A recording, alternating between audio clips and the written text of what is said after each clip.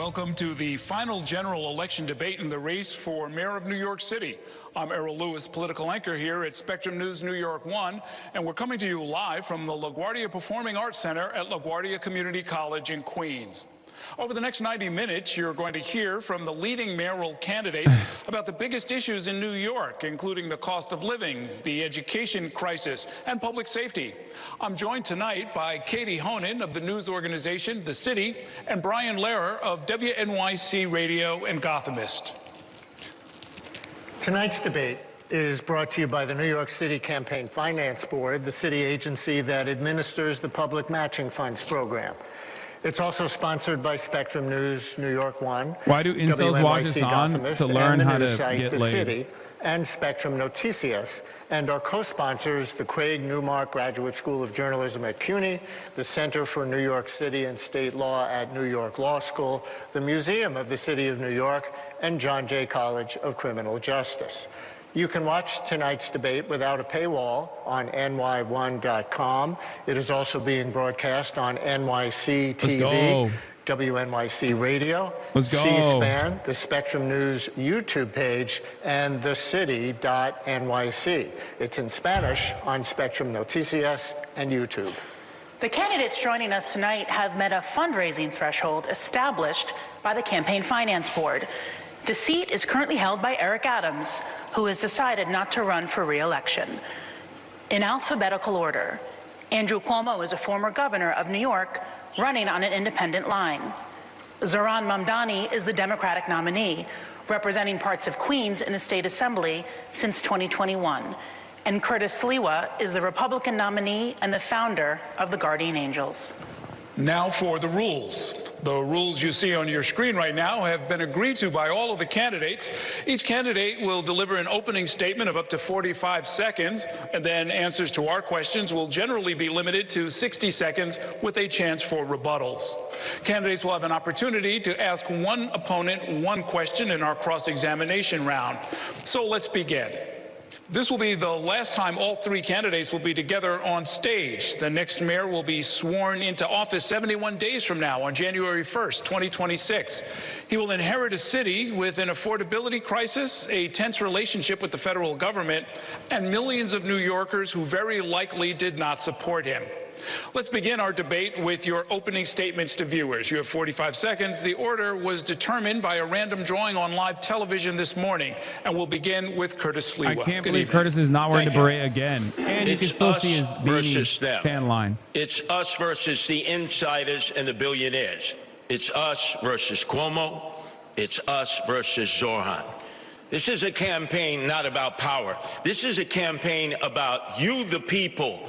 And I know many of you hardworking New Yorkers, you tell me you've been pushed aside, you've been silenced. These are the people that have all the money, all the connections. They've made their backroom deals, but we have something more important. We have you, the people. And we're not going to be silenced anymore. We're going to fight. Tonight, I want you to look at the content of my policies, to know that I've served this city for more than 50 years, the city that I love. And I'm going to share with you my vision to make New York City safer again, to make New York City more affordable again, and where everybody once again can live the American dream. Thank you. Next is Andrew Cuomo. Good evening. Thank you. Good evening. New York's first, thank you to the moderators. Thank you all for being here. And go Knicks, go Knicks, go Knicks. I hope we get an update on the score. New York is the greatest city on the globe, but we are at a pivotal moment. And the voters are going to have to decide in this election what candidate has the plan to save the city and what candidate can get it done, not just talk about it. My main opponent has no new ideas. He has no new plan. It's Bill de Blasio rehash, and we know how that turned out. He's never run anything, managed anything. He's never had a real job. I will hire 5,000 new police, build 500,000 new units. I will cut taxes. I will grow jobs. And I will end this hate-mongering and division that is tearing this city apart, because that's not who we are as New Yorkers. You know I can make change. You know I can make government work. I've done it before. I'll be ready on day one. Okay, thank you. Next is Zohran Mamdani. Good evening. Good evening. Thank you to the moderators, and thank you to New Yorkers for tuning in. I know you'd rather be watching the Knicks. While there are 3 candidates on the stage, you will hear only 2 messages. My opponents, who spend more time trying to convince the other to drop out than actually proposing their own policies, will speak only of the past, because that's all that they know. I am the sole candidate running with a vision for the future of this city. Andrew Cuomo will spend much of tonight attacking me. He is a desperate man, lashing out because he knows that the one thing he's always cared about, power, is now slipping away from him. He will amplify right-wing talking points, he will share conspiracy theories, and he will do these things to make you feel that this should keep you up at night. But I've been spending the last year listening to New Yorkers, and I know what actually keeps you up. It's whether or not you can afford to live a safe and dignified life in this city. I have plans for our future. My opponents only have fear. Thank you very much, candidates. Let's start tonight with some breaking news that happened yesterday afternoon when federal agents descended on Canal Street, arresting street vendors who have been selling counterfeit designer merchandise for as long as any of us can remember. This is the first time we've seen major federal law enforcement activity in the city outside of arrests at immigration court in Lower Manhattan. And some critics are now ringing an alarm bell, calling it a dangerous and unprecedented use of federal agents in New York City. Others say that the vendors were a major quality of life problem in the neighborhood that the NYPD had ignored. So the candidate, I'll ask each of you to respond to this. How should the mayor and the NYPD have handled both the presence of the street vendors and then the federal action? We'll start with you, Mr. Cuomo. I've had a lot of dealings with President Trump. And there's only one way to deal with him. He puts his finger in your chest, and you have to put your finger right back in his chest. I've actually had this situation with ICE interfering in New York before. It was upstate New York where ICE just showed up and started to take action. And I called the president, and I went down to the White House, and I said, that doesn't work in New York. You don't send ICE in without coordinating with our police. It's not smart, it's duplicative, and it's dangerous. We don't need ICE to do quality of life crimes. We don't need them to worry about illegal vendors. That's a basic policing function for NYPD, Consumer Affairs, etc. I would have called the president and I would have said, look, you're way out of bounds, they're way out of bounds, call them back or I'm going to have the NYPD step in and stop them because this is not their jurisdiction. You're in the city of New York. Okay. Mr. Mamdani. ICE is a reckless entity that cares little for the law and even less for the people that they're supposed to serve. What we need to be doing here in our city is to end the chapter of collaboration between City Hall and the federal government, which we've seen under Mayor Adams. What we need to do is actually pass the street vending reform bills that have been in the city council, some of which that this mayor has actually overridden. That's an example of how we can both protect street vendors, ensure quality of life, and leave no stone unturned in delivering for the people of this city, as opposed to working with a president who is looking to declare war on those same people. Mr. Sliwa. Unlike both of my adversaries, I've patrolled that area many times, Church and Canal. And as you said, Errol, that activity has been going on for a long time. Selling the knockoff, sometimes stolen contraband by a series of people. The local 5th Precinct, they make arrests when they have obviously cause to do so, and they complain that they have to release them because of no cash bail, of which both of my adversaries are in favor of and I'm not. The feds should not have stepped into this situation. There is not communication between the local authorities and the feds. This is a matter that should have been left up to the NYPD. But we can't tolerate citizens attacking our federal law enforcement forces in the street because then that will just lead to anarchy. Let me ask a related question. President Trump has been commenting on this race and all of you on a regular basis. He's been less than glowing when talking about each of you, especially you, Mr. Mamdani. I'd like you each to describe whatever combination of defiance, diplomacy, and cooperation you will use as mayor if President Trump continues to increase the federal government's role in the affairs of our city. I was assaulted by a Senegalese mobster in 1984. Both my adversaries have decided to bump chests with President Trump to prove who's more macho. You can't beat Trump. He holds most of the cards. He's This is already why cut he stays at federal funding 14% in New York, by the way. for the SNAP program, and it's threatening to cut funds for NYCHA. So if you're all of a sudden going to get adversarial, you're going to lose. And who gets hurt? The people of New York City. With Trump, it's always the art of the deal. You have to go, you have to try to negotiate, whether it's with his minions or himself. He'll want you to give in order to get a little bit. But if you immediately act like you're going to take him on, like, you know, it's going to be a one-on-one fight, we're going to lose. All the people in New York City are going to lose. You have to be able to show respect. And I think if you show respect, you'll get respect, and you'll protect the New Yorkers who are so desperately in need of federal funds. What's the good of it? They'll bump chest with Donald Trump. They won't get the money, and then they'll blame Donald Trump. I will negotiate with Donald Trump and try to get the best deal possible for our poor and indigent citizens. Okay, Mr. Cuomo. Yeah, the difference on this question is I've actually lived it, and I've done it with President Trump over many years through the most difficult situation that this country has gone through, COVID plus. You're wrong. You're going to have to confront President Trump. He is hyper-aggressive, and he is going to overstep his bounds. And you are going to have to confront him. And you can beat him. I confronted him, and I have beaten him. He was going to quarantine New York during COVID, and I stopped him. He was going to cut aid to federal programs, and I stopped him.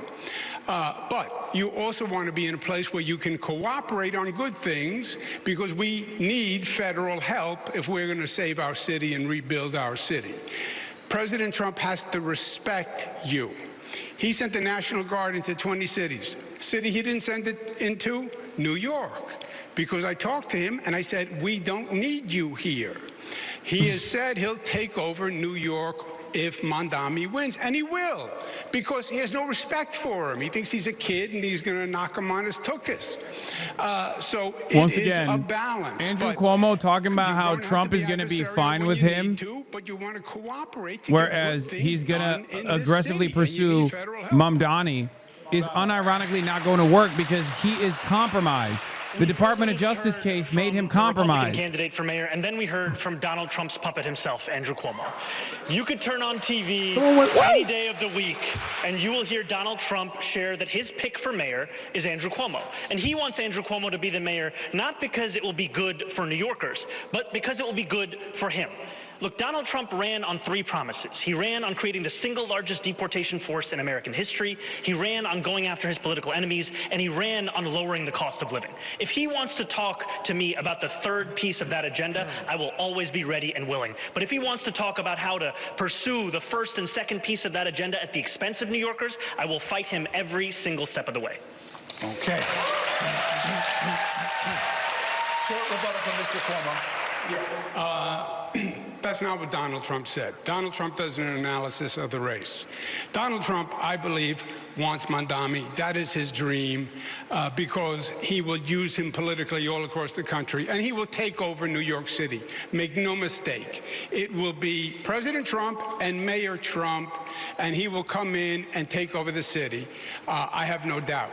All he said was, his analysis is after the polls, it's a tough choice between a Democrat and a communist. And he considers Mondami a communist. He happens to be a socialist. But between a communist and a Democrat, it's a tough choice for him.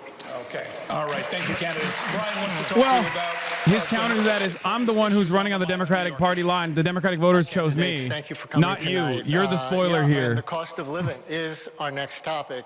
You've all cited it as a major factor, and of course so many New Yorkers are experiencing this, especially when it comes to rising housing costs.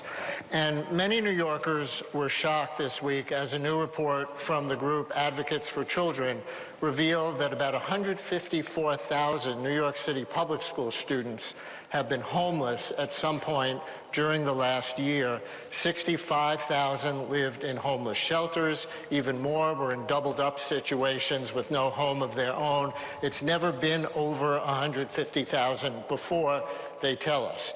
And it amounts to 1 in 7 New York City kids. As mayor, how would each of you tackle this problem to help this vulnerable population. And in this round, we're going to go Mr. Mamdani, Mr. Cuomo, Mr. Sliwa. So, Mr. Mamdani, you go first. This is a stain on our city. To see this many children in our public school system be homeless, and to know that this is the 9th consecutive year that it's more than 100,000 of those children. What we need to do is ensure that next year is not the same. And we are going to do that by building the housing necessary such that New Yorkers are not priced out of this city or forced to live in shelters. And that's why my campaign is going to deliver 200,000 new affordable homes across the 5 boroughs, all while freezing the rent for more than 2 million rent-stabilized tenants. Now, in the public school system, we also have a program called Every Child and Family is Known. It links a child who is living in a homeless shelter with an employee of the public school system. It also links that employee with the child's family. It's been shown to increase attendance records, self-esteem, a level of belonging in that school system. I am going to increase that pilot program to more than 200 schools, and we're going to do it because we have to deliver for these children. Mr. Cuomo. Yeah. Zohran is a great actor. He missed his calling. Freeze the rent sounds great. Yeah, it affects about 25% of the number of housing units in the city of New York. It's not a new idea. Bill de Blasio did it. It turned out to be a debacle. And it does nothing for 75% of the units. And for the 25, it just postpones the increase and actually causes us to lose units because landlords took them off the market. Jump in and ask you to address the homeless children question, and we will get to rent freeze. Yeah, well, the answer to homeless children is you need more affordable housing. And I'm saying freeze the rent was done under de Blasio. It doesn't work. It's a canard and just a great 3-word slogan for TikTok. The way to increase availability of affordable housing is to build affordable housing. I was the HUD secretary. I did it all across the country. We have 1% vacancy rate. We're not building enough affordable housing, and you need a competent, productive government to do that. And that's what I've done across the country, across the state. Make government work. You get the supply up, the rents will come down. Thank you, Mr. Sliwa. Okay, Mr. Mamdani, you were named, so you get 30 seconds. We are in the 9th consecutive year of more than 100,000 children in the New York City public school system being homeless. That means it began when Andrew Cuomo was the governor. And what did he do? What did he do about it? He did not do anything. He spent more money on a singing water fountain at LaGuardia Airport than he did on the average cost of an affordable housing unit. That is the record that we have in display, and what we need is a change in this city, not more of the same. Yeah, but if I may, the homeless issue, number of homeless since I left, has more than doubled during his administration and the state's administration. Since I left, homeless rate has more than doubled. When I left, the vacancy rate on housing was 4.5%. It's now 1%. This man never even proposed a bill on housing or education. Never even proposed a bill. Let's keep going back and forth between the two of you. Mr. Sliwa, it's your turn. Andrew, you didn't leave. You fled from being impeached by the Democrats in the state legislature. Leave. You fled. Get him, Curtis. Let's get back on topic, because I'm the only candidate up here who's been into many of the over 300 Department of Homeless Services shelters. And the family shelters are unsafe for the families there. We have to make them safer. We have to bring teachers into the shelter. Many times, the mothers or the guardian have to get on bus after bus and take them to a school that's 2 or 2.5 hours away. This is a horror situation that's taking place. And we have to prioritize this, because this number of homeless children is going to grow. It takes 5 years to build affordable housing. We need to address it in the shelters itself to be able to handle it so that the teachers can come in, whether they're public school teachers, charter school teachers, and I know there are a number of parochial school teachers who love children who would volunteer their efforts to do that. We're going to give it to Katie Honan now to ask about another aspect of affordable housing. We're going to switch to the millions of New Yorkers who are renters, specifically those in rent-regulated apartments. There are more than 1 million New Yorkers living in these units, most of them rent-stabilized. Mr. Mamdani, you've proposed a rent freeze for these tenants. Mr. Cuomo, you don't support that, and you've proposed a new means test for having a rent-stabilized apartment. Mr. Mamdani, our question, how can you know in advance what the balance between landlord needs and tenant needs will be in future years? We've seen a lot of inflation in recent years. Haven't small landlords felt that pinch as well? And then we have other questions for the other candidates. You know, we've seen time and again mayors use their power with the Rent Guidelines Board to hike the rent on those same more than 2 million New Yorkers. This same Rent Guidelines Board did a study that found that landlords of those units had seen their profits increase by more than 12%.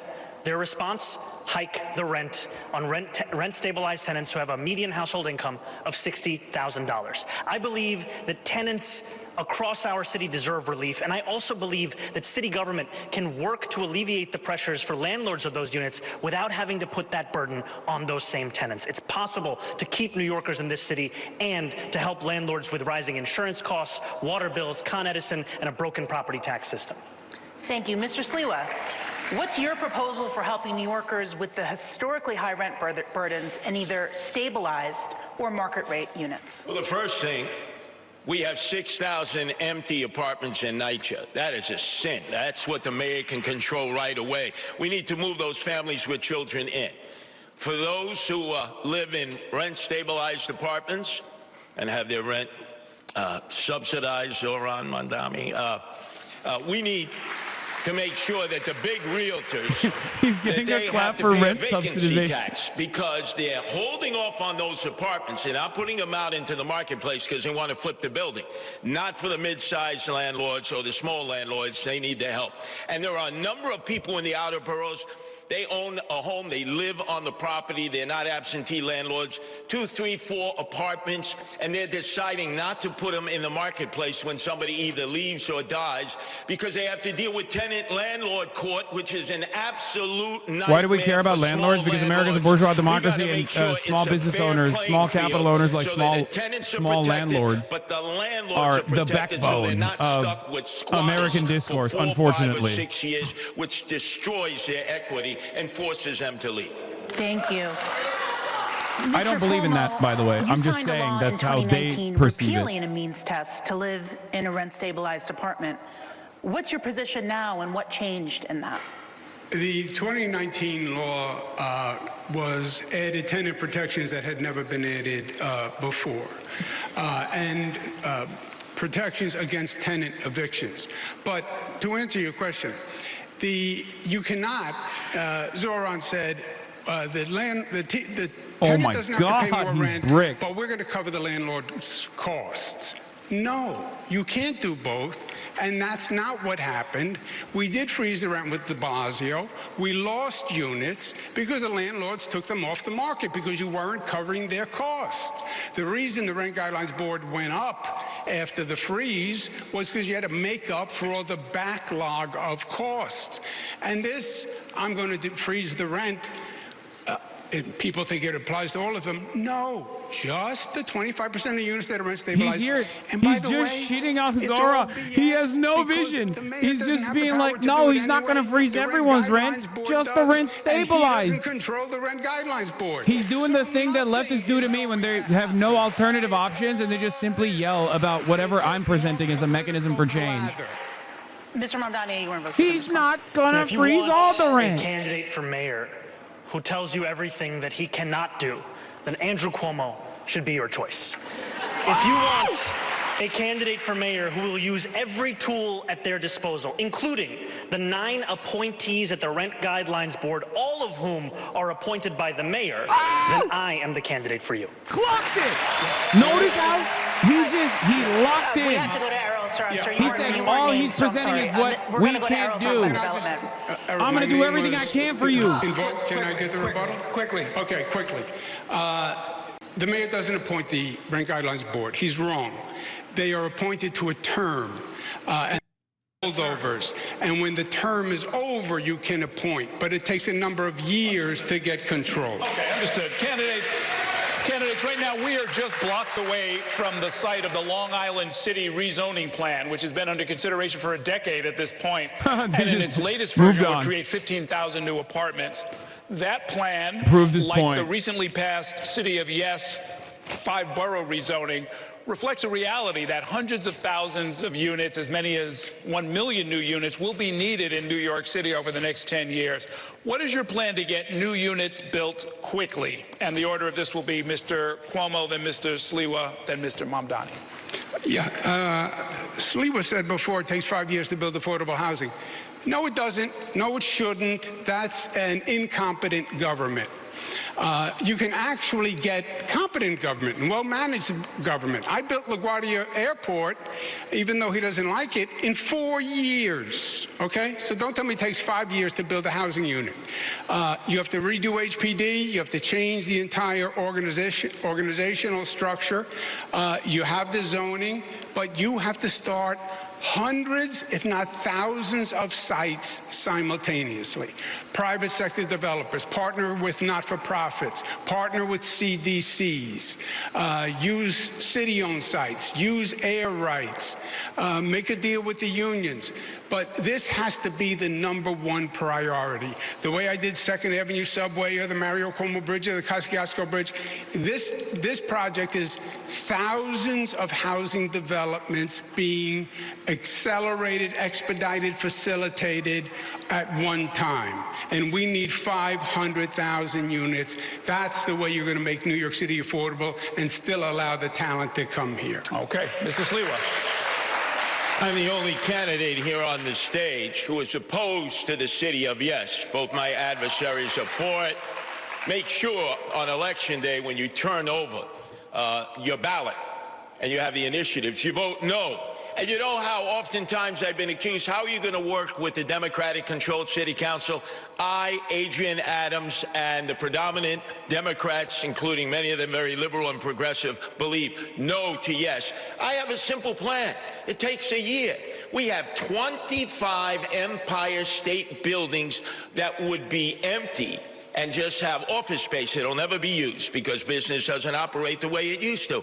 Retrofit them to affordable apartments. Most are in Manhattan. The infrastructure is there. You set up a partnership with developers. It'll put men and women to work, and you'll get your affordable apartments a lot quicker and not be a burden to the outer boroughs and the residential communities because you're in the back pockets, Andrew, of the developers who wine-dined and pocket-lined you. Would it be a closer race if it was Cuomo or Sliwa versus Zohran? No, elected city council members should have Sliwa is a Republican. No Democrat's going to vote for him. Housing gets built in their district? Absolutely. No matter how woke he gets. Control, community boards should have their say. What happened to zoning? We throw it out. Eric Adams. This city of yes is on steroids, and he went wild taking care of his developer friends as he knew he would be one and done. I told you he was corrupt. I told you there would be chaos, and I warned you in 2021. You should have elected me mayor then. Okay. Mr. Mamdani. We need to build more housing all across New York City. Today, New York City builds about 4 houses for 1,000 people. Jersey City's at 7. Tokyo is at about 10. We need to do this by streamlining the processes of private sector construction across the city, by ensuring we're building more around he's locking down the abundance vote. And we also need to ensure that the public sector is building truly affordable housing. And what I mean by truly affordable is housing that is built with the median household income in mind, which is $70,000 for a family of 4. And that's why my administration will do exactly that, scaling up programs we already had in HPD, like senior affordable rental apartments, SARA, like Ella, extremely low-level affordability. These are the kinds of programs that will deliver a city that New Yorkers can actually afford. He lost the abundance again. Reference to the 3 housing-related charter amendment abundance want luxury condominiums, like that failing massive tower of billionaire Where do you stand on those? I'm appreciative that those measures will be on the ballot and that New Yorkers will be able to cast their votes for them. I know that we desperately need to build more housing in this city, and I also know that the jobs we create in the building of that housing should be good jobs as well. What a political answer. What is your opinion, Zohran? Yes or no? Come on. Yes or no? What is your opinion? Yes or no, Zohran? Truth. Don't be a politician here. I got it. They're pointing out what I was about to, which is that you didn't answer the question. No, I think on the stage you can see two people appealing for the Republican Party's votes. And myself. Answer the question. Answer the question for once. My question to you was, do you support the 3 ballot amendment questions? I have not yet taken a position on those ballot amendment questions. Oh, what a shocker. All right. What a shocker. We're gonna Don't move worry, on. once he takes it, he'll change it anyway. We're going to move it on. We're going to move on. The candidates, the rhetoric on the campaign trail has become more heated in recent weeks. We have reached a point where 2 of the candidates on stage here tonight have armed security. I would like to spend a few minutes to see if we can dial down the rhetoric. Mr. Mamdani, some Jewish New Yorkers continue to say that your comments on Israel and the war in Gaza Mr. Mamdani, you hate feeling Jews. unsafe and concerned Why about do you their lie future in about our hating city. Jews? Recently, several prominent New York rabbis took the unusual step of denouncing your candidacy, including the rabbi of the Park Avenue Synagogue in Manhattan and Rabbi Michael Miller, the longtime leader of the Jewish Community Relations Council, who is a friend to many of us. Do you have any regrets about how you've dealt with these issues? And will your longstanding views on the subject get in the way of your ability to be an effective mayor? I look forward to being a mayor for every single person that calls this city home. Not just those who voted for me in the Democratic primary, not just those that vote for me in this general election, but all 8.5 million New Yorkers. And that includes Jewish New Yorkers who may have concerns or opposition to the positions that I've shared about Israel and Palestine. You know, just a few weeks ago, I was on the M57, the slowest bus in New York City. And as I was seated there, there was a speech therapist who was sitting next to me. She told me that she was Jewish. She said that her daughter was a huge fan, but that she was not yet decided on who she was going to vote for. And she shared to me about her fears in this city, about rising anti-Semitism. And I told her what I will tell New Yorkers today, which is that I will be the mayor who doesn't just protect Jewish New Yorkers, but also celebrates and cherishes them, who doesn't just increase funding to hate crime prevention programs by 800%, who doesn't just ensure that the NYPD are outside of synagogues and temples on the high holy days, but also actually delivers on the implementation of the Hidden Voices curriculum in our school system, so that children in this city learn about the beauty and the breadth of the Jewish experience right here in the 5 boroughs. Like, this kind of stuff is I've got a 100% totally cynical and is Jewish exceptionalism, for sure. There's a TikTok video. You're the savior of the Jewish people? You won't denounce, globalize the Intifada, which means kill Jews. There's unprecedented fear in New York. It was not several rabbis, Errol. It was 650 rabbis who signed the letter, not several. Let me ask you a related question, Mr. Cuomo. Many New Yorkers have serious grievances with Israel and the way the Israeli government under Benjamin Netanyahu has conducted the war in Gaza and expanded settlements in the West Bank. What would you say to and how would you handle New Yorkers who are in the streets, if you were mayor, protesting the actions of the Netanyahu government? Fine. That's your right. Protest, demonstrate, disagree. God I like bless that America. the question God for bless New York Zohran is, City. why are you going to kill all the Jewish New Yorkers? And the question for Cuomo is, will you let pro-Palestinian protesters protest? Justify anti-Semitic behavior in New York. It doesn't justify having a Jewish population that feels unprotected in New York. It doesn't justify leaders who stoke these rabbis, the any critic of Israel and flames Israeli of politics is hatred anti-Semite. against Jewish people, which is what Zohran does in my Chance to answer, and then we'll go to Mr. Sliwa. You know, I've heard from Jewish New Yorkers about their fears about anti-Semitism in this city. And what they deserve is a leader who takes it seriously, who roots it out of these 5 boroughs, not one who weaponizes it as a means by which to score political points on a debate stage. Mr. Sliwa. Ooh, good line. Excuse me, Mr. Cuomo, it's my turn, all right? It's like 2 kids in a schoolyard. Yeah, I heard you on the radio this morning. Zohran, this is personal for me. I know you are under threat. The mother of my 2 youngest sons who are raised Jewish, Melinda Katz, is prosecuting this person who came up and tried to do you harm. But let me speak on behalf of my 2 sons. When they've heard some of the statements you've made, like in support of global jihad, and I hear some people out there saying that Jews, their time is due, which means the same thing. They're frightened, they're scared. They view you as the arsonist who fan the flames of anti-Semitism. Bro, They cannot Zohran should turn around and be like, your current wife has said more about Israel than I have, calling them animals who bomb civilians. A lot of apologizing to do. My sons are afraid. Their family, their friends, many in the Jewish community are concerned if you become mayor because they don't think when anti-Semitism rears its ugly head, which it's now doing more than ever before, that you will have the ability to come in and put out those flames of hate. Okay, yeah, you can. I think there is room for disagreement on many positions and many policies, but I also want to correct the record. I have never, not once, spoken in support of global jihad. That is not something that I have said, and that continues to be ascribed to me, and frankly, I think much of it has to do with the fact that I am the first Muslim candidate to be on the precipice of winning this election. Stand up for yourself. Let's fucking go. Curtis, I do still want to be the mayor that will keep your sons safe, that will keep every single New Yorker safe. And it is my job to not only deliver on that commitment, but also to ensure that New Yorkers feel it every single day that they live in this city. Okay, candidates, Brian's going to take us into the next section. Thank you, Errol. And the next section is some individual political questions, one for each of you.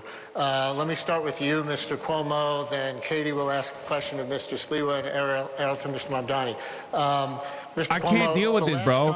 Listen, the New York Jews are terrified of the first Muslim mayor of New York for holding the majority opinion on Israel's genocide is just racism. I don't give a f.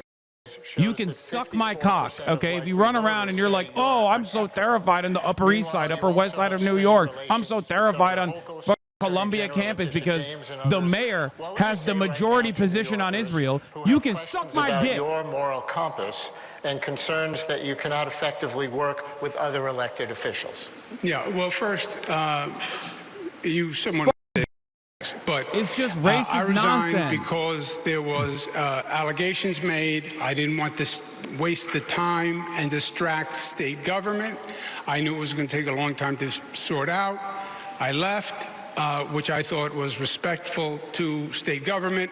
We sorted it out legally. 40% of New York Jews support Zohran, by the way. I was dropped from the cases. You know that. We've had this discussion 4 times, but you like to talk about the past rather than yesterday. I chose Governor Kathy Hochul. I would have no problem working with her. The legislature, I got 11 budgets passed on time. Most in modern political history. They haven't gotten one done on time since I was there. So don't tell me who knows how to work with the legislature. And a mayor being able to deal with that legislature is key. Because don't kid yourself, I've watched every governor and mayor since Ed Koch. There is a tension between the city and the state. The city's arguing for its budgets, the state is saying no, and the city has been getting screwed by the state, and that has to change, and the city has to be doing better. Thank you. Katie? To many New Yorkers, you have often presented yourself as more of a well-known New York character than a serious policy expert. Your critics have said your candidacy is making it more likely that Zohran Mamdani can win the election. Sharon, thank you for the 10 what gifted. do you say to them and to others who feel that while your name recognition has seen a boost, the Parker your Broadcasting candidacy Service is not helpful to New Yorkers, including those who share your views? Number one, I have 13 campaign offices open. I'm throughout the outer boroughs. You see the excitement and energy of the working class people that I represent. I am the Republican populist candidate representing the working class. That's crazy. I'm washed. Also, it's Katie, over. the candidate on the independent line, first ever, put together by my wife Nancy, who loves animals like so many. Save the animals. No kill shelters. Animal abusers go to jail. So people know that I'm not just running to protect people, which has been my life as leader of the Guardian Angels. I'm there to protect our pets and animals. Because remember, the global jihad thing is I'm going to forever hold that against them. Does not take care of its animals, does not take care of its people. Free. Homeless, emotionally disturbed, veterans. I'm out there every day tending to their needs with the Guardian Angels, doing things that the city and state should have been doing a long time ago, but neglected them, and instead instead spent $7 billion on migrants that we don't even know. That is a disgrace.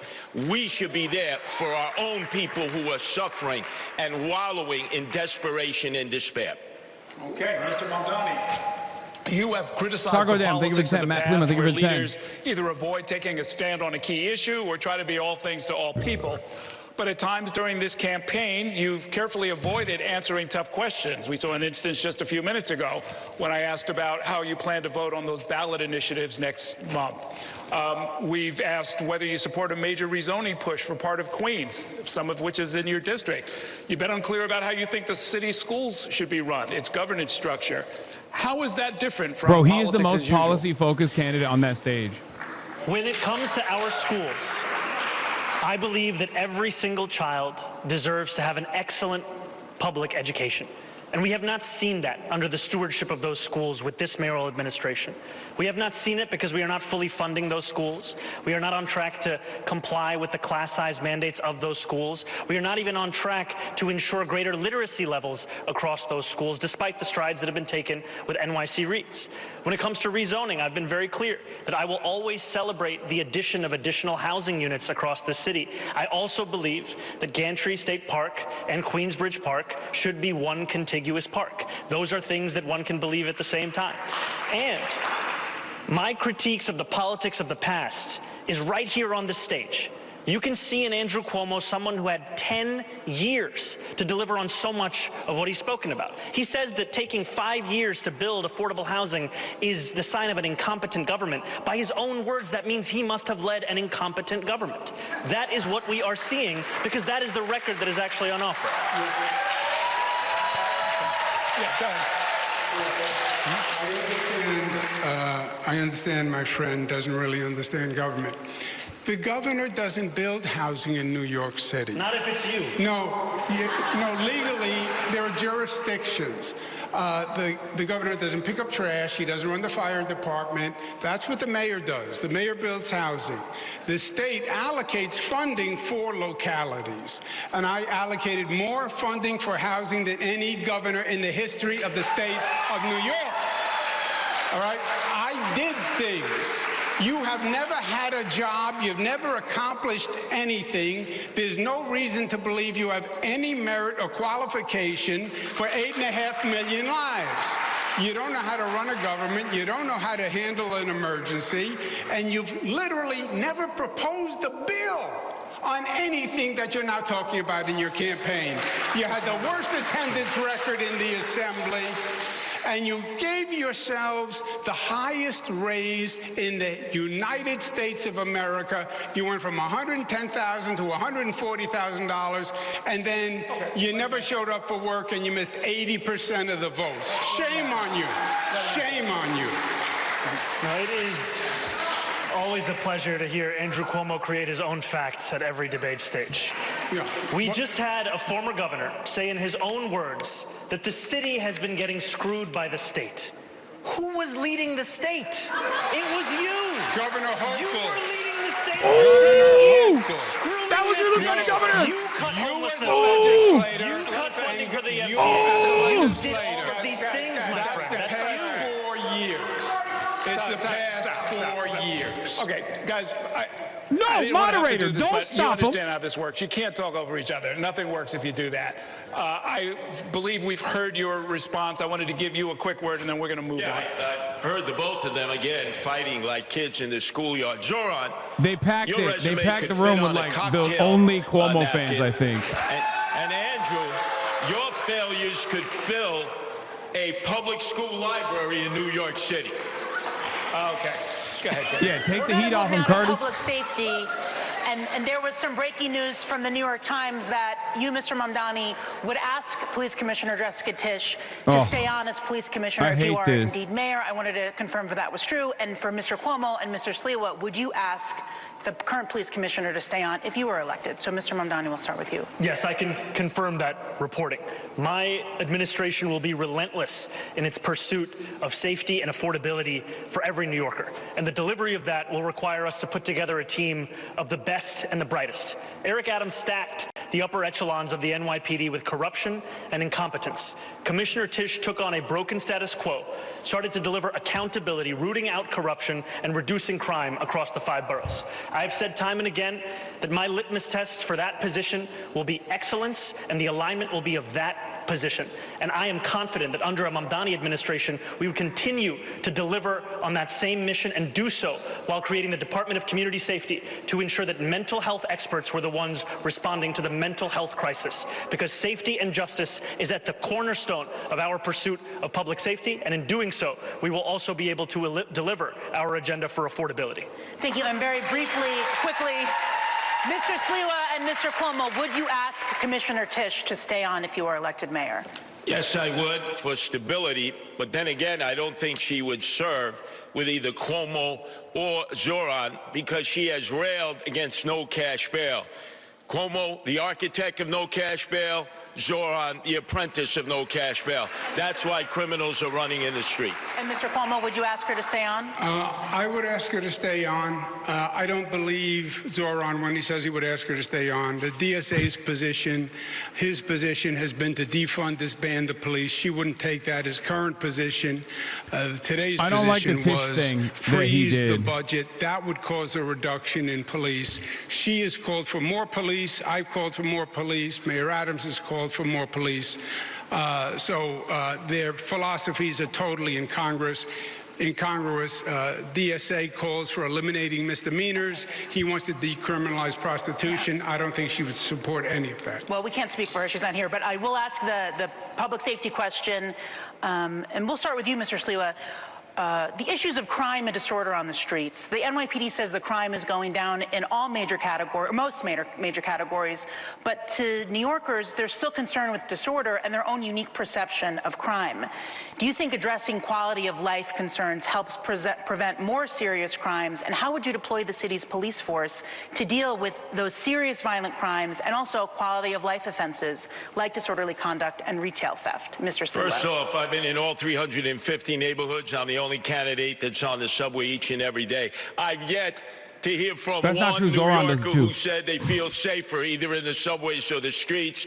And Eric Adams constantly heckling at us like it's the perception. No, it's the reality of crime. We need 7,000 police officers. We are badly understaffed. Tish's family is funding the Cuomo Hasan Piker ads. The Tisch family are staunchly pro-Israel and donated $950K to fix the city against Zohran. People are most threatened and most frightened, and we need to bring back the homeless outreach unit that was disbanded when de Blasio took $1 billion out of the budget. These were men and women, police officers who already had with them medical nurses and healthcare practitioners, but it was de Blasio who abolished it, and they've been talking about bringing something back ever since, but they never do it. Because I'm out there in the subways every day and I never see it. And when I'm mayor, it gets done on day one. The homeless outreach unit is put back into the NYPD. Thank you. Mr. Mamdani. You know, when I hear from New Yorkers of where they feel least safe, they will often tell me the subway system. And when they explain those moments to me, what they are often explaining is a mental health crisis in our city and a crisis of homelessness that has only continued to grow. And that is why, at the heart of our public safety agenda, is a groundbreaking proposal to not only reduce crime, but address these very moments of unease for New Yorkers across the 5 boroughs by creating a Department of Community Safety that will be focused on the mental health crisis, focused on homelessness, and will ensure that police officers can focus on serious crimes. Because in 2020, the response time for those officers was less than 11 minutes. Today, it's closer to 16 minutes. And that's because every year, they are now responding to 200,000 mental health calls, when those are calls that could by and large be taken by experts trained on responding to that very crisis. Thank you, Mr. Cuomo. The big risk here is unless he got a deal cut with Tisch, Tisch could just come out and contradict him, being like, no, we need more cops. And this will in the long run in the debate for sure. Mayor David Dinkins did it. Or not the debate necessarily, but like in the eyes of the voters, it'll make him look unserious. More police officers. Of course, you have to deal with the mentally ill. Of course, that requires mental health specialists. with police, because the situation can be dangerous, but hire the 5,000 more cops because they're all quitting, because they're getting worked too hard. You're going to have to raise the starting salary because nobody wants to be a cop today, the way they're treated. Put 1,500 in the subways. Forget this Zohran idea of not prosecuting misdemeanors. Prosecute misdemeanors. Those are quality of life crimes. And that's very important. Yes, the subways are scary, but it's scary in their neighborhood too. Those quality of life crimes also have to be addressed. Mr. Murray. No matter how many times Andrew Cuomo describes it as my idea or my policy, I have never once stated that we were not going to prosecute misdemeanors. And that is what you see from the former governor, is someone who spends more time talking about the platforms of other organizations and other individuals than the one that I've actually put forward or the one that he is supposed to be running on. Now we'll hear from Brian for another question. And excuse me 1 second. Can I just respond to that accusation? Whether it's misdemeanors or felonies, no cash bail releases him back into the streets, and both of you are for no cash bail. I want to move on. You'll get your I think Zohran and his team wanted to avoid unnecessary conflict with the NYPD. A particular crime concern, and that is violence among younger New Yorkers, specifically teenagers. My question is, what is your stance on the statewide Raise the Age law, which increased the age of adult criminal responsibility from 16 years old to 18 for most crimes? Police Commissioner Tisch says, quote, "The mentality on the street is that nothing happens to those under 18 who possess a gun." So would you support modifying Raise the Age in any way? And Mr. Mamdani, since you just announced that you would invite Commissioner Tisch to stay on, would you go along with her on this? I would not support changes to the state's legislation, and I would not support them because the major issue with the implementation of that legislation has been the fact that there is hundreds of millions of dollars that was supposed to be delivered alongside that law that is still languishing in Albany. And I am excited to be the next mayor of this city to finally fight for the money that this city is owed to ensure that we deliver it to our young people across the 5 boroughs. Mr. Cuomo. What I was referring to before is Zohran is a member of the DSA, Democratic Socialists of America. They have a charter. He gives them 3% of his salary. He has said multiple times, I am a DSA member, I pledge allegiance. They say abolish jails, defund police, don't enforce misdemeanors. Go to my website, andrewcuomo.com. It's right on the front page. Now, is he lying to the DSA? Is he lying to New Yorkers? Is he lying to everybody? Who knows? On the Raise the Age, I passed the law. I support the law. We were one of only 2 states that put 16 and 17-year-olds in adult prisons. It was inhumane. It was cruel and unusual, and I'm proud of that law. It's administered by local governments. Some are doing it better than others. If Zohran thought that there was money locked up in Albany, maybe he should have gone to Albany and proposed a bill to release it. Support keeping the law. Mr. Sliwa. I mean, he has. Once again, the architect of Raise the Age, Governor Cuomo, the apprentice to him, Zohran. It's personal for me. My oldest son, Anthony, last October was the victim of a vicious gang assault that could have killed him. Bro, everyone is constantly beating this guy and his family. What the hell? Free because they went to family court, not criminal court. So how can both of you look at me? I almost lost my oldest son to gang violence, and the perpetrators went to family court and got a little pat on the wrist and was sent home to do it again and again. No. We need to start charging juveniles who commit violent crime in criminal court, and I'll appoint criminal court judges who follow the law and don't just release them because of no cash bail. Clear difference between you on that. Curtis Sliwa, we must send minors to perma jail. Individual questions for you, and we're going to try and pick up the pace a little bit here. I'd like crazy. you to really just explain kind of where you're coming from. Mr. Mamdani, you've called for reorganizing the NYPD to create this Department of Community Safety that, among other things, would handle calls involving people in mental health distress. Your opponents have disparaged this as sending social workers rather than cops into dangerous situations like domestic violence disputes. Explain really what you have in mind, and please include any evidence that this approach would work. Absolutely. What my opponents are clinging to is the past, because that's all that they know. What I am proposing is something that will address the needs of New Yorkers in the present. We speak and hear from New Yorkers across the 5 boroughs who outline how the mental health crisis is one of the major challenges in this city. And yet what we have in our city is asking those same police officers who are being asked to respond to shootings, respond to murders, to also respond to these calls. I trust the dispatchers who would be receiving these calls to make the determination as to whether there was any indication of violence. If there is no indication of a threat of violence, then we would set the mental health experts and providers to respond to those same incidents. The reason I believe in the efficacy of this approach is because of the fact that it has been delivered elsewhere in the country. So no matter how often you hear those on this stage tell you that something cannot be done, know that there are others in this same country who have seen it, and it is time for that same policy to come to New York City. Okay, Mr. Sliwa and Mr. Cuomo, I have a similar question for both of you. The department currently fields about 33,000 officers, down from 37,000 in 2018. Public safety budget approaching $10 billion. Mr. Sliwa, you want to hire 7,000 more cops. Mr. Cuomo says 5,000 more cops. Each of you make the case for why you think that's necessary, especially given the fact that for much of New York City, crime declines over the last 20 years happened while the size of the force was also declining and not rising. Errol, I have to revisit the last debate for a second when Zohran was basing this policy on what they do in Eugene, Oregon. You've never been to Eugene, Oregon. I have.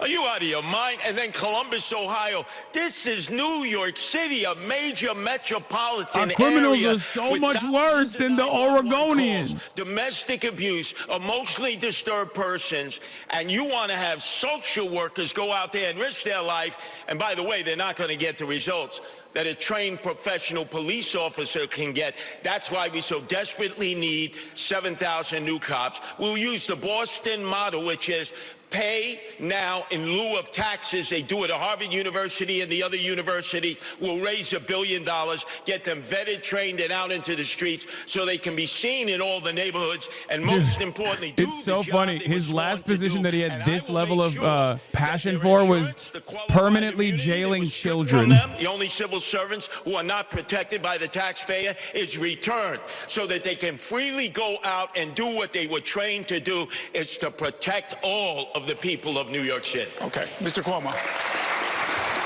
There is nothing new here. We've had mentally ill, homeless people going back to the Billy Boggs case, right, under the Ed Koch administration.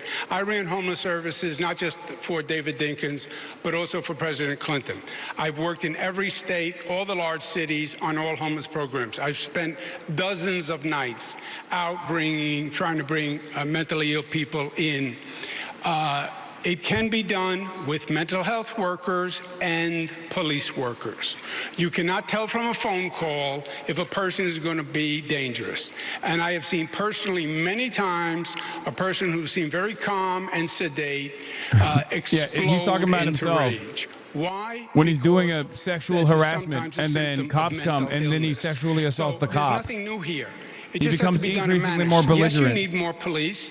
You need more police, first of all, Errol, because they're quitting because there are not enough to staff the force, and they're working overtime and weekends, and their family life is destroyed. So you have the highest attrition rate in modern history. You have to hire 5,000 just to slow down the attrition. Okay, thank you, candidate. 40,000 beds for mental health in the state hospital system. By the time you fled fearing impeachment, you cut the budget down to 4,000 beds. Shame on you for putting those emotionally disturbed persons in the street. You don't know what you're telling. Well, there's one bet I'm going to say for you, but no one is saying to go back to Willowbrook. That's when there were 40,000 people in mental institutions. Yeah. We left that 40 years ago when we went to community-based housing. We're going to stay in this century, guys. Yeah. The next, We're going to do our lightning round where each candidate will answer our questions with a brief response, usually yes or no. I'm going to do the first couple. Candidates, if you had the power, would you keep, kill, or modify the congestion pricing program? Just say one of those words. Keep, kill, or modify. Mr. One Sliwa. and done. Dead. Mr. Mamdani. Keep. Keep. Okay. Would you expand, decrease, or keep the same number of so-called safe injection sites for drug users in the city? Mr. Mamdani. Can you say the options again? Expand, decrease, or keep the same? Keep the same. Mr. Cuomo. Keep. Close them down. Okay. The last two mayors proposed allocating 1% of the city budget for parks. Will you make the same pledge here tonight, Mr. Sliwa? Add another 2%. Keep your hands off the parks, you greedy developers. 1%. Mr. Cuomo. 1%. Okay. 2%. Oh, he likes parks. Another lightning round question. The city recently enacted a 15-mile-per-hour speed limit for e-bikes. And of course, there are the other motorized two-wheelers that also frequently ignore red lights and other traffic laws. If you were mayor, would you direct the NYPD to ramp up speeding tickets and other moving violations on the motorized two-wheelers, Mr. Cuomo? Yes. Mr. Look, this is a dangerous situation for many people. Mr. Mamdani, yes or no? I would actually build on the city council's progress in holding the apps accountable like DoorDash and Grubhub to ensure that there weren't incentives for breaking those street traffic So laws. you would not increase ticketing the riders? I do not think the police should be the ones dealing with the failures of these app companies. Mr. Sliwa. License them, register them, and yes, do enforcement on them. Oh, yeah. Curtis Sliwa There is a ballot loves question more to opportunities to align put people in mayoral election jail. years with presidential election years in the future. Do you support this, Kill Mr. them. Sliwa? Shoot them with a Absolutely gun. not. All the attention would go to the presidential election, I see not one to guy the going mayoral 16 election and miles all the per down hour. ballot I'm elections. All of our city sidelining council them. people. That's a no, Mr. Mamdani. I haven't yet taken a position on any of the ballot referendums. Oh, shocker. Again? Same answers Again and again and again. Yes. Katie. Thank you so much. First question, do you support having a casino in the 5 boroughs, like it's a full casino, and do you have a favorite among the 3 current contenders? Mr. Sliwa. No, only if the community wants it. Mr. Mamdani. I'm personally skeptical of casinos, but voters did choose to bring them to New York City. And unlike Andrew Cuomo and Donald Trump, I don't view the law as just a suggestion. Do you have a favorite of the 3? No, I don't have favorites of casinos. Mr. Cuomo. I have not reviewed the proposals. I was not in, I did not Oh, vote. so now you don't have an answer, I bitch. did, let me just so you understand some facts. I did not Trash vote answer by Zohran. to He bring can't the fucking say casinos no, to New dude. York City. I did casinos in upstate New York as economic development measures. I had no part of these 3 casinos, how they were done. I think it's highly I think it's a bad problematic, idea. I think it's and a I think no there's going to for be a sure, lot but more to come. If this was, Boy, that if this sounds was a like ranked technology choice, to we gotta me. get. You and Zohran can't answer Lightning a is straight fast. question. If there was a ranked choice election, how would you vote, Mr. Mamdani? If there was a ranked choice election, In this, you'd have to rank these. myself number 1 and Curtis number 2. Mr. Sliwa. Oh, please don't be glazing me here, Zohran. Are you kidding? Mr. Sliwa, do you have an I answer? support ranked choice voting, but I'd only vote for myself. Mr. Cuomo. I love that Zohran and Curtis ticket idea. I don't know, I'm just enamored with it. I would just rank myself. Would any of you accept Mayor Adams' endorsement? Mr. Mamdani. No. Mr. Cuomo. Yes, I would. Mr. Sliwa. Absolutely not. Put that crook in jail where he belongs. And final, a fun one. Be careful. Be What is- careful. What is your favorite live music venue in New York City, Mr. Sliwa? Oh, chain smokers. Under, EDM. under the K Bridge, I presume. That's right, the Live- Kosciuszko Bridge. Chain smokers. He just Mr. posted a Mamdani. video of Forest it. Hill Stadium. Mr. Cuomo. Under the Kosciuszko Bridge. Have you seen a show under the K Bridge? Who'd you see? No, I picked up my daughters at a show there. That's as close as I got. It's time for the bad answer again, cross-examination 'cause you're round. not a That's real where New each Yorker. candidate gets Let's go. a chance to ask one question of one rival. The order was selected at random. We're going to begin with Curtis Sliwa. Zohran, you talk about free, free, free. But we know that somebody's got to pay for it, and that's you, the taxpayers. And that's going to lead to bankruptcy. The only reason that Zohran is on the stage is because of the failed Governor Cuomo, who was rejected by the Democrats in the primary and rejected by 13 women who charged you with sexual harassment. Do you ever know that no means no? You know what no means? Your question is to Mr. Mamdani? Who was your question well, we can bifurcate it, right? No. You can't. Who was your question it's to Cuomo. Okay. Your response, Mr. Cuomo. I'm not sure what the man said, but the situation, my legal situation, as we discussed before, was fully litigated. I was dropped from the cases. If anyone has a legal situation to talk about, I think it's Mr. Sliwa, who runs the Guardian Angels, and apparently as a charitable donation, but never filed any tax returns for the Guardian Angels, and has been accepting charitable donations, which is just a crime and tax fraud. So I think that's the person who I was explaining to let do. him fight, let him fight, let him fight. Your turn to ask a question, Mr. Cuomo. To Zohran, I believe, as we've stated, that you have been a divisive force in New York, and I believe that's toxic energy for New York. It's with the Jewish community, it's with the Italian-American community when you give the Columbus statue the finger. Italian-American community. It's with the Sunni Muslims when you say decriminalize prostitution, which is haram. It's the Hindus. Prostitution, which is haram. Take a picture with Rebecca Kadaga, Deputy Prime Minister of Uganda. You take the picture with your father. You're smiling. He's smiling. She's known as Rebecca Gay Killer Kadaga. Question. You're a citizen of Uganda. You took the picture. You said you didn't know who she was. It turns out you did. How do you not renounce your citizenship or demand BDS against Uganda for imprisoning people who are gay just by their sexual orientation? Isn't that a basic violation of human rights? I think he gets the question. Dude, he is such a racist piece of shit. My politics is consistent, and my politics is built on a belief in human rights for all people. And that extends to queer and trans New Yorkers, and it extends to queer and trans Ugandans.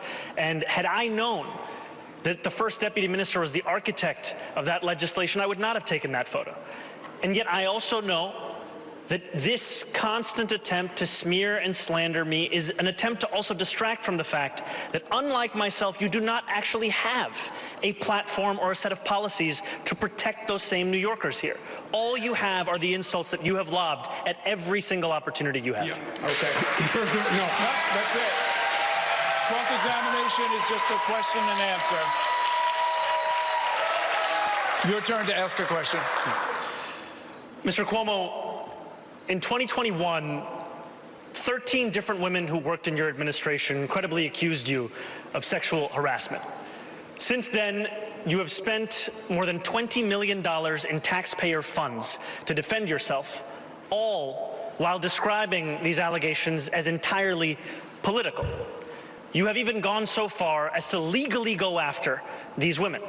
One of those women, Charlotte Bennett, is here in the audience this evening. You sought to access her private gynecological records.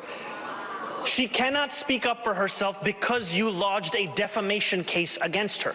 I, however, can speak. What do you say to the 13 women that you sexually harassed?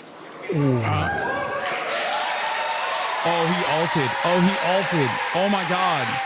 Oh, my God. He altered. Trump did that before, by the way. Then you have to be serious and mature.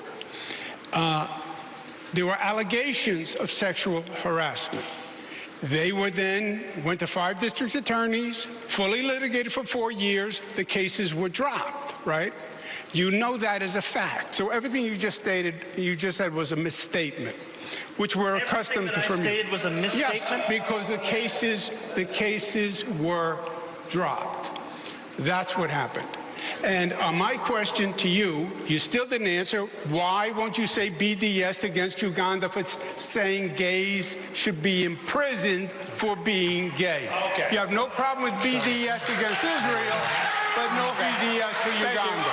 This is just... Oh, God, the dumbest Israel dick riders are going to hit this line so hard. I'm going to lose my Our mind. next topic is education. That's it? The next mayor will oversee the largest school system in the United States, as you know, with roughly 900,000 students, thousands of schools, and billions of dollars in budget. We have an education question for each of you. So Mr. much. Mamdani, you said you would give up mayoral control of schools and share decision-making with various stakeholders. But in the last debate, you said you're still for mayoral accountability for educational outcomes. This has confused some people about how you can give up final authority but still hold yourself accountable. Can you try to clarify that? I remain opposed to mayoral control, and I also believe that the mayor is accountable for that which happens in this city. I will not shirk that accountability, even when we are putting together a system that has greater involvement for parents, for educators, for students. Look, 1 in 300 Americans is a student in the New York City public school system. This is a system where we are failing to deliver excellence to students, to teachers, to parents, and it is time to have a mayor who understands not only the crisis in front of us, but the fact that we have to change our ways if we want to change our results. And that is what we are running on, a plan for the future, not to simply relitigate the past. Mr. Sliwa, you recently proposed reducing the education budget by $10 billion, or about 25%, to help pay for tax cuts. But your website includes things like, quote, hire more therapists, expand services for students with learning differences, build new vocational high schools, restore arts programs, expand athletic programs, and increase teacher pay to attract and retain top talent. Those are all exact quotes from your website. How do you defund the education department by 25% to cut taxes, add in the Trump administration's various cuts, and do all those expansions at the same time? Remember, he's a Republican. Bro, let me tell you, you have a bureaucracy at the Tweed Courthouse. Perfect place to house the Department of Education because of the corruption in the top ranks. You have 13 deputy chancellors. You have about 50 department heads. Nobody at the school level ever deals with them. $41,000 we pay per student, and teachers still have to reach into their pockets to pay for basic supplies. You cut at the top, contracts that have been negotiated, that have not been overseen. You will save millions and millions of dollars. And yes, you open up the schools as it was when I went to public school, after school center, night center, weekend center, not just sports, but culture, plays, musicals. People used to be able to take instruments home when they were in band and orchestra. That attracted children. 1/3 of our children don't even come to school each day, and we need more vocational training like we had when I was growing up. That's been depleted, and more charter schools. We need to raise the cap and have more charter schools for the children who have been waiting to get in for years. And Katie has an education question for Mr. Cuomo. Thanks, Brian. Mr. Cuomo, there's currently a state law to reduce class sizes in the city. You recently described the law as, quote, reckless, and proposed that popular schools be exempted from this law. You also want to start closing low-performing schools, one of the most controversial policies of Mayor Bloomberg. Would you defy the class size law, and if you close existing schools rather than work to improve them, what specifically helps the kids learn more and where? Yeah, the common denominator on all these things is, the question is, what is your plan to change things, and what is your ability and experience to do it? These are management challenges, and I have managed large bureaucracies. The Department of Education, we lost 1 million students. What's happening is young families have to make a decision when their child has to go to school. They're deciding to go to the suburbs, go to Jersey. They're not going to sacrifice their kid.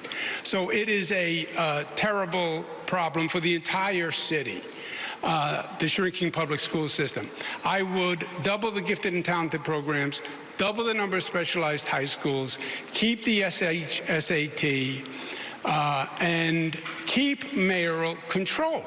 It is wholly inconsistent to say, I think it's a top priority, but I want to give up mayoral control But I want to be a mayor who runs grocery stores. Forget the grocery stores. Run the Department of Education. It was the most single instrumental reform. Mayor Bloomberg was right.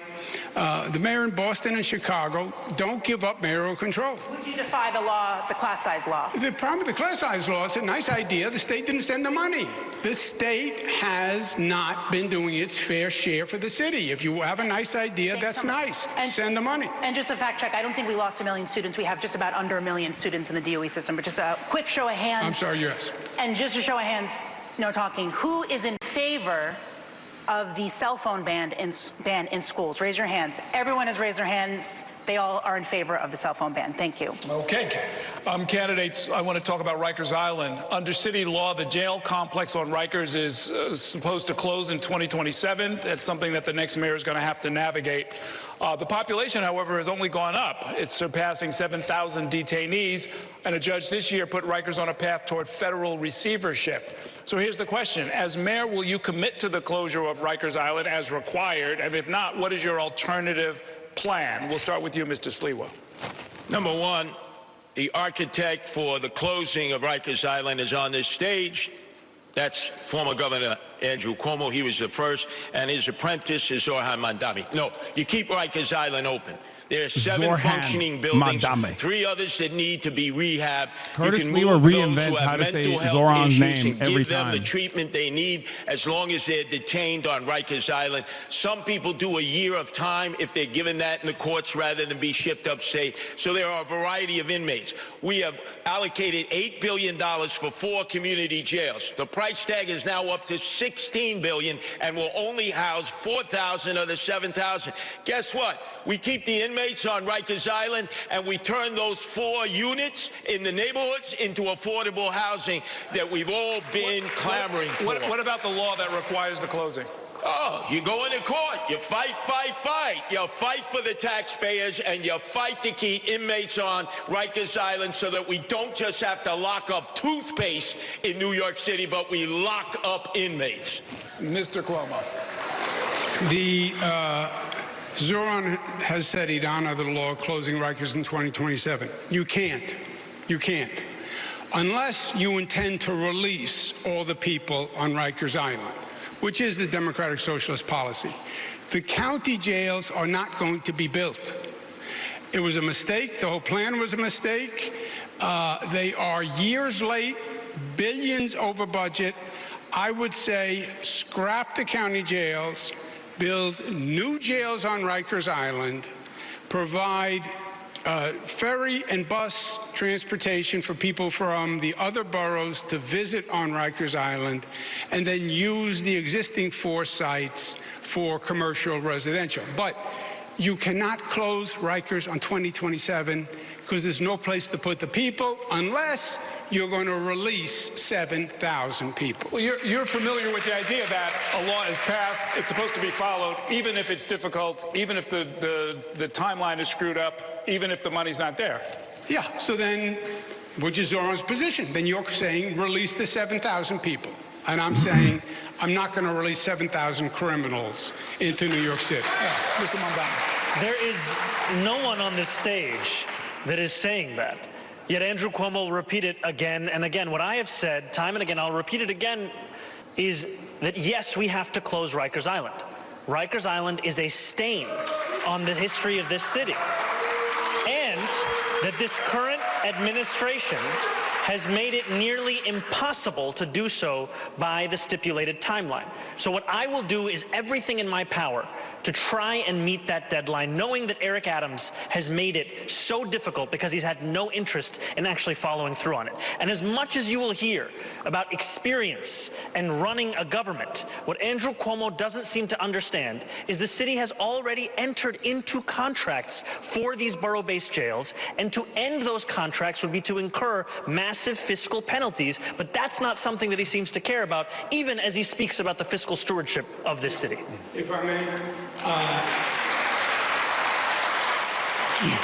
You want to talk to me about running government or managing projects? I built the 2nd Avenue subway. I built the Mario Cuomo Bridge, the largest infrastructure project in the United States of America, $5 billion, on time, on budget. 2nd Avenue subway, Moynihan train hall. Of course there's costs incurred. The question is going to be, how much more does it cost to finish the jail, and are you better off cutting your losses? That's the question in the discussion, and you sit down with the contractor and you negotiate. But your position of, I'm going to close it on 2027, the question is yes or no. Do you close it in 2027?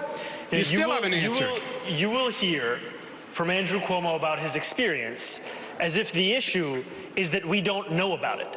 The issue is that we have all experienced your experience. The issue is that we experienced you taking a $5 million book deal while you sent seniors to their deaths in nursing homes. The issue is that we experienced you cutting funding for the MTA to send money to upstate ski resorts. The issue is that we saw you give $959 million in tax breaks to Elon Musk. The issue is your experience. No, the only thing, the issue is you have no experience. You've accomplished nothing. You haven't proposed a bill on anything, and you still haven't said if you'll close Rikers in 2027. Stop. I got the answer to the questions I was asking. Thanks very much. Let's move on. My next question is about another law that's already on the books. The city has a climate law, Local Law 97, that will require a large percentage of the buildings in the city to reduce greenhouse gas emissions by 40% by 2030 or face financial penalties. As you know, some co-ops, condos, and landlords are afraid of crushing expenses, but buildings account for 70% of the city's climate pollution emissions, so reduction would need to include that sector.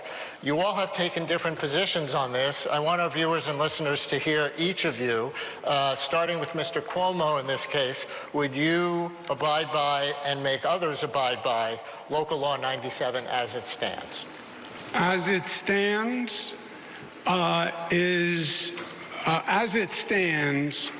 you're going to have to be flexible in the application. What's going to happen now is many companies will just pay the fine because it's cheaper than actually following the rules.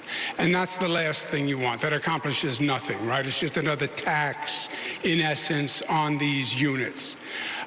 So there's going to have to be flexibility. It's the right intent, it's the right goal, but how you implement it has to deal with reality and the costs. Again, otherwise, I can tell you, I've had this conversation with many of them. They're not even going to try. They're just going to pay the fine. What kind of flexibility, if you could be It's going to be timing, and what do we mean, and can it be phased in? Mr. Mamdani. The climate crisis is one of the most pressing crises facing this city, and we deserve to take it on with the urgency it requires. It is right now easier to pay the fine than to actually comply with this legislation. We have to ensure that we make it easier for condo and co-op owners to follow these laws, and we do that by eliminating the application fees for J51, by extending that tax credit, by also creating a one-stop shop in New York City government that procures at a large scale heat pumps and the very kind of infrastructure needed to comply. We've seen this happen before with clean energy work that's been done in Woodside houses. It's time to bring that kind of work right here so that we can ensure full compliance with Local Law 97. I read that you're proposing the city buy those heat pumps and other tech in bulk and give them to landlords and other buildings for free. Is that accurate? No, it's to actually ensure that they can afford the cost of these things by purchasing using an economy of scale. Thank you. Mr. Sliwa. I'm the only one on this stage totally opposed to Local 97. 100,000 condo and co-op owners. Their maintenance fees will go up 30%. They won't have enough reserve fees. You're going to see massive flight from the co-ops and condos. Now, they want to electrify everything. Well, there's a man on the stage who took Indian Point offline. That was 25% of our electrical output. From what I understand, that wasn't a bad idea because it was in the danger zone, right? And as a result, they're now starting to build, because of the city of yes that I'm opposed, these it's like one of the few instances where lithium-ion Cuomo did the where right thing. Staten Island 38, Brooklyn 12. 8 in Queens, 4 in the Bronx, and none in Manhattan? Oh, no.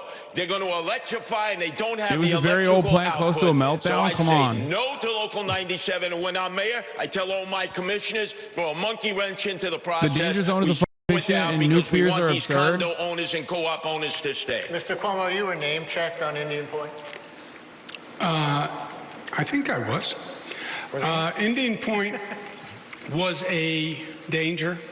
It was the nuclear power plant most closely located to the densest population. There was no nuclear plant on the globe that close to a city. There were 20 million people in what was called the kill zone. Before I became Attorney General, there had been a number of lawsuits to stop it. What we did is we brought cables down from upstate New York down the Hudson River. We have nuclear upstate.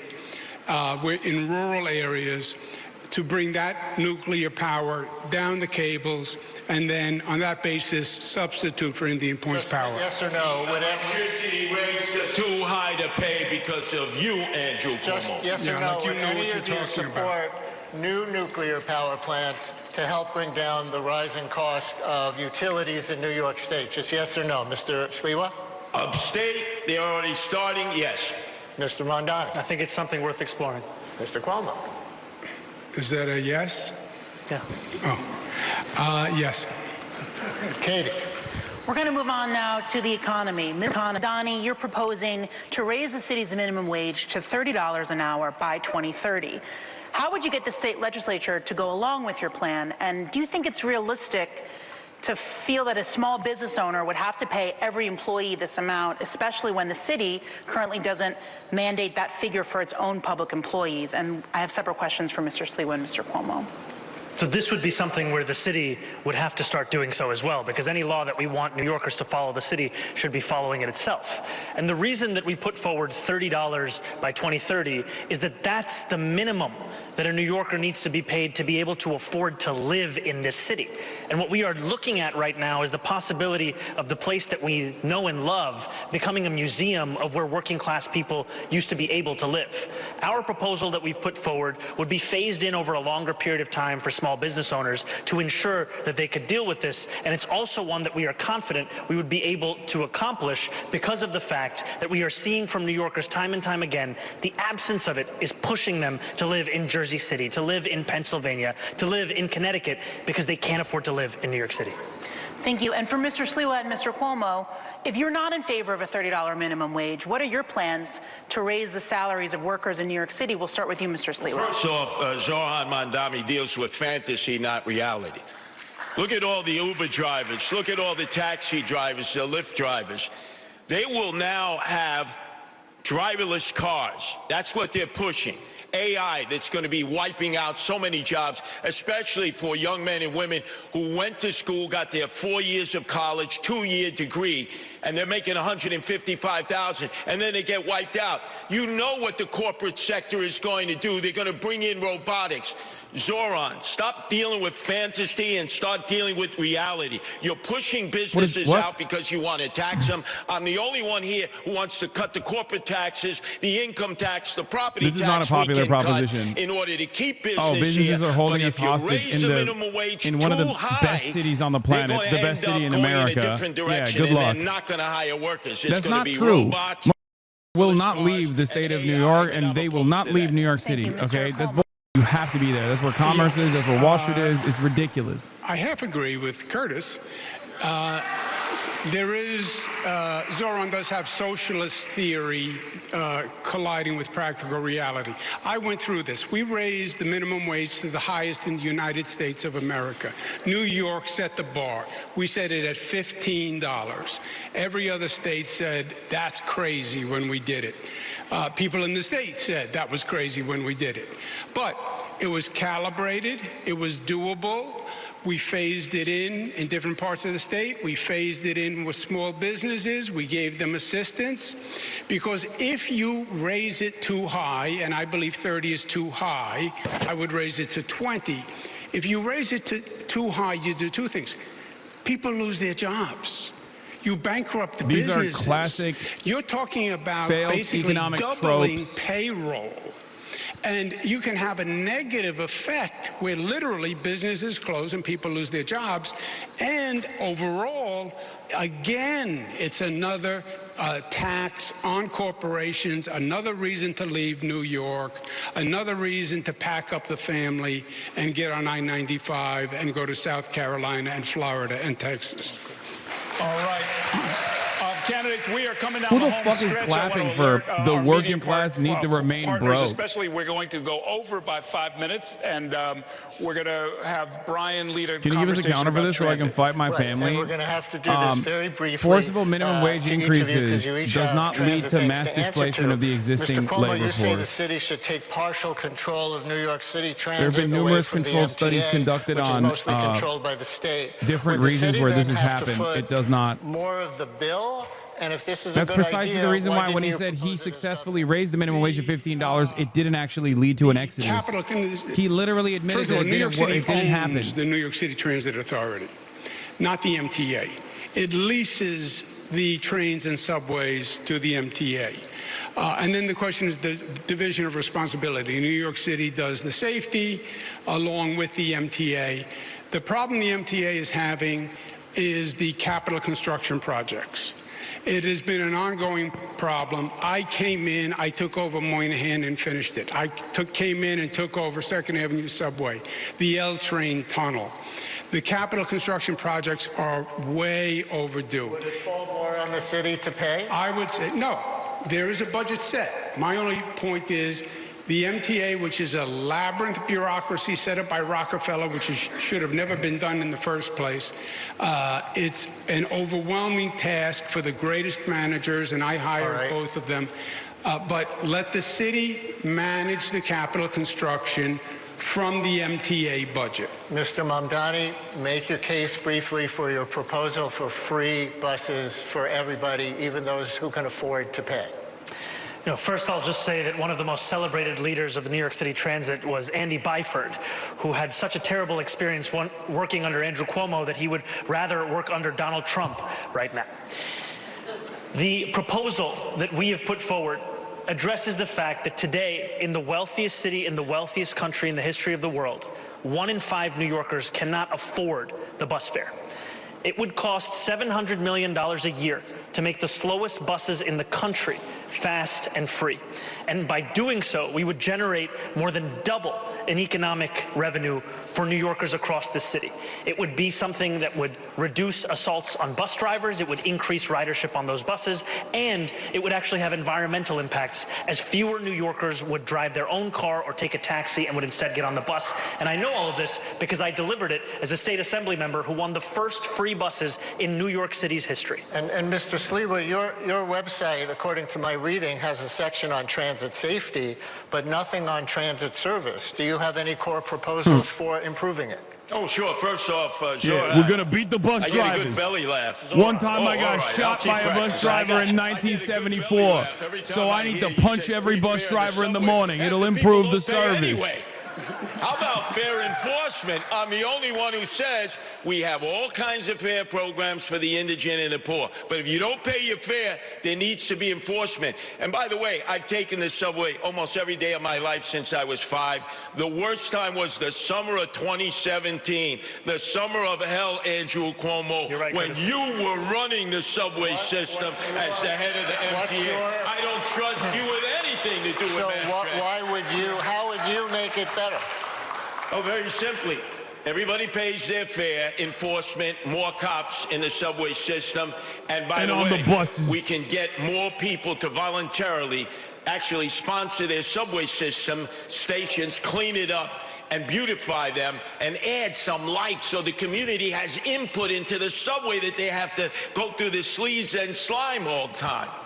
Wait, what? All right, candidates, we've got just a couple of He minutes. Said, Zohran, you live in fantasy. And then he said, we'll just get New Yorkers to clean the subway station. Yes or no.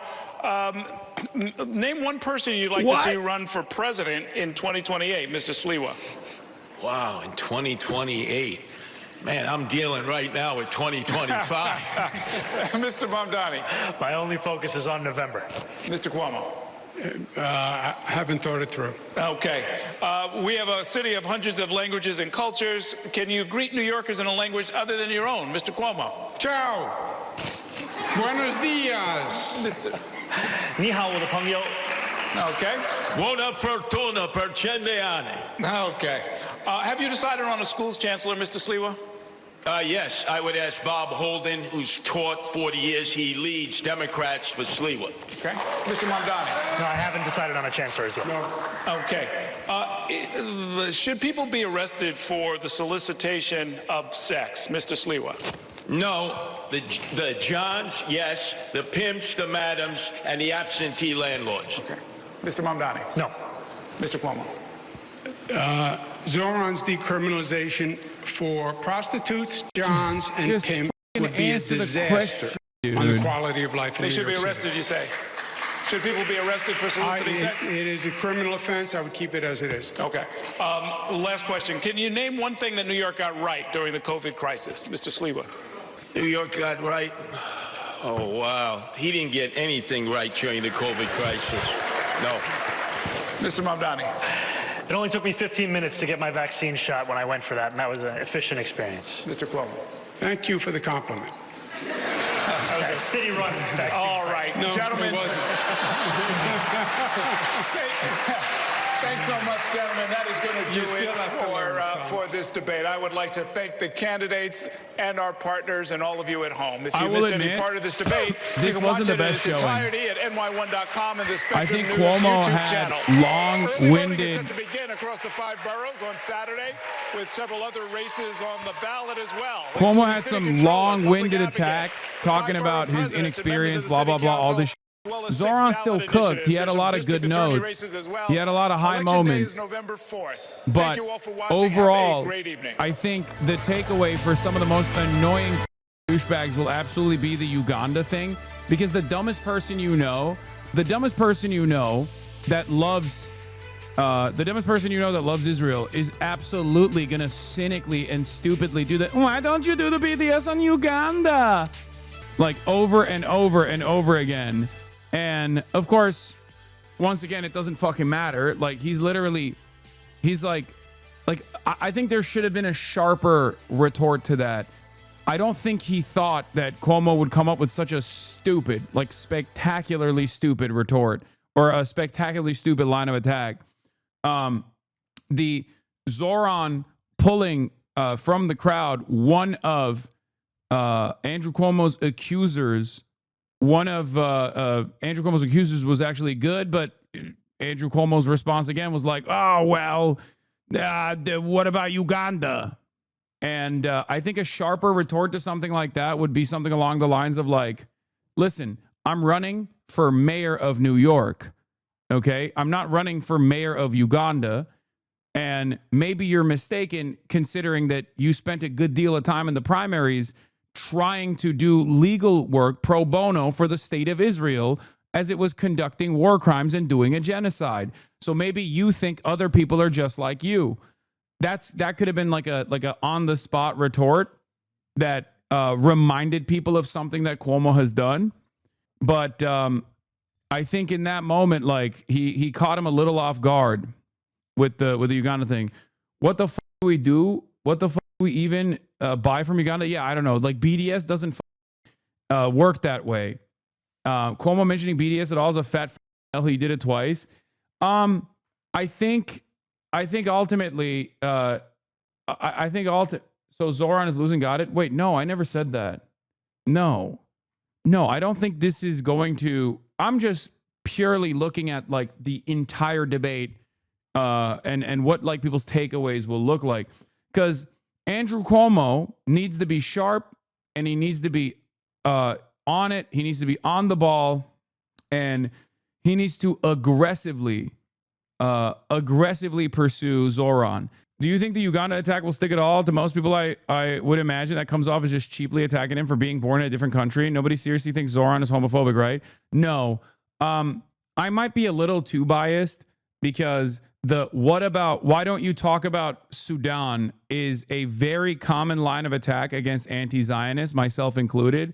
And considering that I've heard it so much recently, as of late, from people who consider themselves to be not even cynical actors, that I perhaps might be overstating its importance. So that might be my own personal bias. But to normies, it probably comes across as weird. But in any case, what up? In any case, I still think the debate performance like has a lot of good. The debate performance has like decent high notes for Zohran,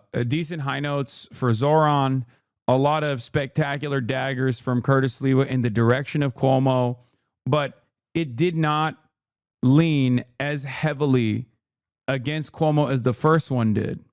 Okay? So, and the moderators, I think, were also, were definitely a lot more aggressive on Zohran. There were a couple moments where like it was just ridiculous, right? The moment where he was like, all right, let's tone the temperature down. And Zohran Mamdani, why are you a Jew hater who will kill all Jews if you become the next mayor of New York? Like, that was insane.